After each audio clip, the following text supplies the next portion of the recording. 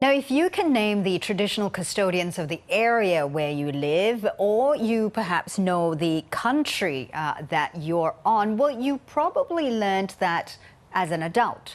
Nowadays, Indigenous knowledge sharing starts early. When the young people in our next story noticed the traditional owners weren't being recognised, they set out to correct the record.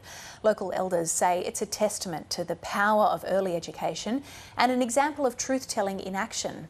Our reporter Ruby Cornish has the story. It's been a few years since Ella and her brother Lionel first had a close look at the brass plaque on this memorial. It was COVID lockdown. Then we came to the park for a play and me and Ella were running up and down, and then we spotted the plaque. The inscription, which dates back to 1988 bicentennial celebrations, dedicates the monument to original landowner and early European settler John Parks. We said that is not right, and when we got home we wrote a letter to the council. It said they should change the plaque to say that the First Nations people here were the Bedigal people. John Parks didn't find the land first. It was the Aboriginal land. And they'd been doing lots of learning in school, Lionel in particular, about, the land that they were learning on at school. And I said, yeah, you could write a letter to the council, because if you want to get something changed, that's kind of the process that you go about. You write a letter to the council, and then they kind of sometimes have to discuss or go through a bit of a process. Part of that process involved seeking advice from a First Nations committee.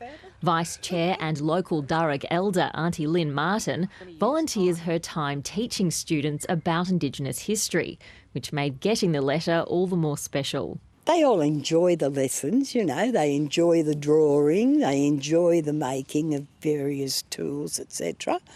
But you don't really know that you're getting through to them until something like this happens. This month, the council unveiled a new sign acknowledging the Bedigal people alongside John Parks and descendants of the colony. The new rededicated plaque has pride of place on the monument. But if you come around the corner, just down here, you can still see the old plaque, and the decision to leave it here was a deliberate one. And that shows that this year we decided to do something about it.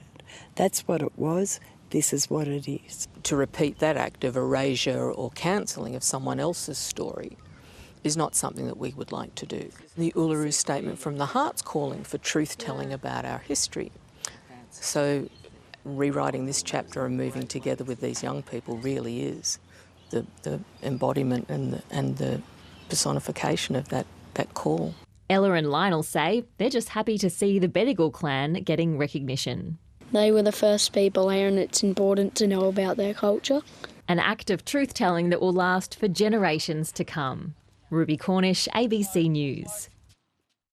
Well done, Ella and Lionel. Well Great done. Story, and a testament to the education that those kids are receiving as well, and it's obviously sinking in. Yeah.